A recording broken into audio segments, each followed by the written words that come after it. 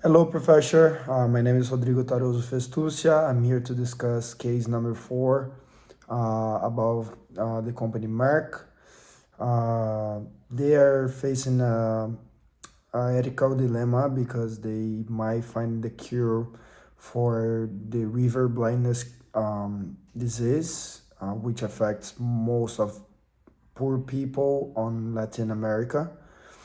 And the company realized that they might find a cure, but they're not sure if they should proceed with the investment to do the research, which would be a great expense for the company, because they're not sure what are the real benefits that this new product would give for the company in terms of profitability and shareholders healthy. Um, we have on our test book Marta Sen. The She is discussing about how is the view of ethical loss from Adam Smith, which is an economist. She brings us a statement that he uses to state more or less how the economical environment works, that says that it is not from the benevolence of the butcher, the brewer, or the baker that we expect on our dinner, but from the regard to their own interests. This statement basically shows us that there is a mutual benefit in now single economical action that companies takes. That is okay. The clients, they want the product, the benefit of the product. So if I'm buying something, it's because I'm expecting the benefit of the product is gonna bring to my life, and also the company is producing the product expecting the financial outcome that this is gonna give back to the company. So it's a mutual interest. Um, Also, Amartya Sen says that establishing high standards of business ethics would be a great way to guarantee the reliability and the moral quality of business behaviors. Also, we see the Robert Frank test, in which he brings us 5 ways a socially responsible firm could succeed. I'm sorry. First one is by solving commitment problems with employees. If you solve commitment problems with employees, you might receive back the benefit of getting committed employees inside your company, and also you get more likely to recruit new like good employees to your company. Second one, by solving commitment problems with customers. Of course, if you're always providing a great feedback to your customer when your customer have a problem with you, let's say a complaint about the product or anything, and you're able to address this problem well with your client, the client's gonna be willing to pay even an extra fee for a product, because um, they trust you. They create this trust relationship with the company, that they're willing to pay a little extra money for the products, because they know if something happens, the company is gonna be social and ethical responsible to address this problem correctly. Third one is by solving commitment problems with other firms. Companies they don't have problems with other companies, they are able to create a mutual benefit relationship that makes the competition environment ethical and easily to deal with. So the companies that are always, mutual helping each other makes this environment inside the marketplace, and even though it's a competitive environment, it makes fair and ethical by both parties. You create a mutual trust between the companies, knowing that the company is not going to do a fraud or anything bad that is going to affect the other company in regards of business. By reflecting customers' moral values. As I mentioned, buyers are more willing to pay a premium for products that were made by companies that they consider social and ethical right.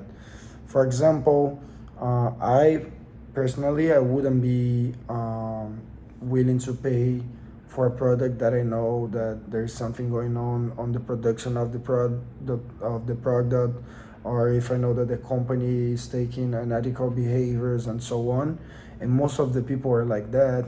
Some of the people are even more straight with it because they go research to see if there is something going on, and yeah, so people are more willing to pay for things that are made by companies that they trust.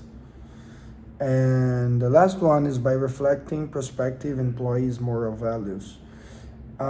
This last aspect is very interesting because basically what it says is that you create a mutual benefit for the relationship between employee and company.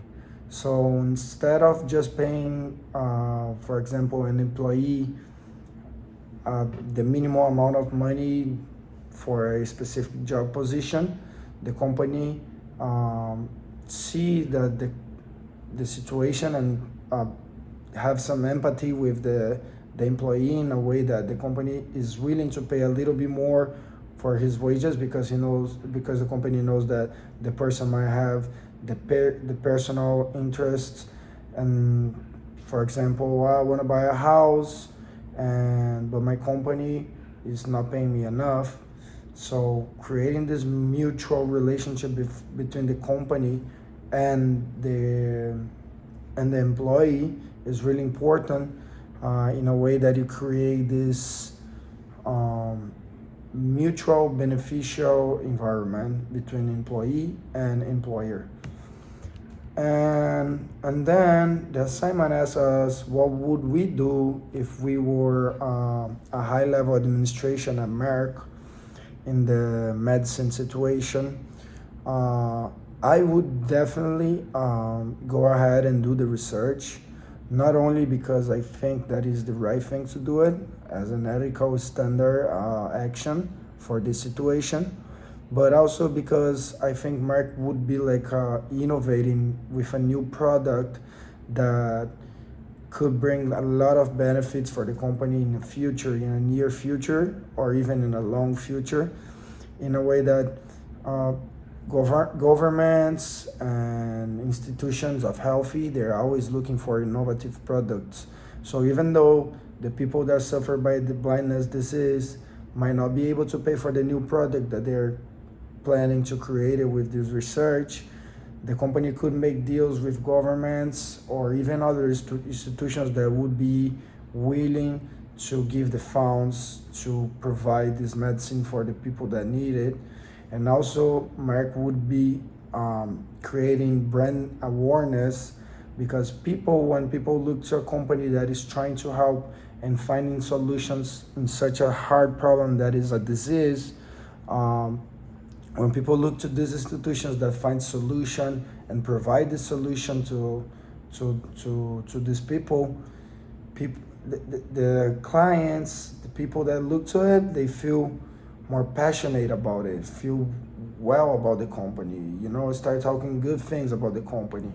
Start, maybe, I don't know, if the company has a IPO, for example, start investing in the company, because people start percepting that the company is well managed, that the company has great values, that the company has great culture.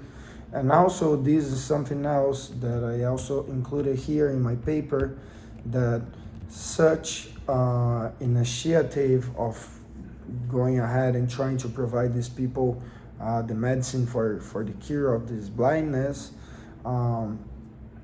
would increase a lot the reputation of the company inside the marketplace, and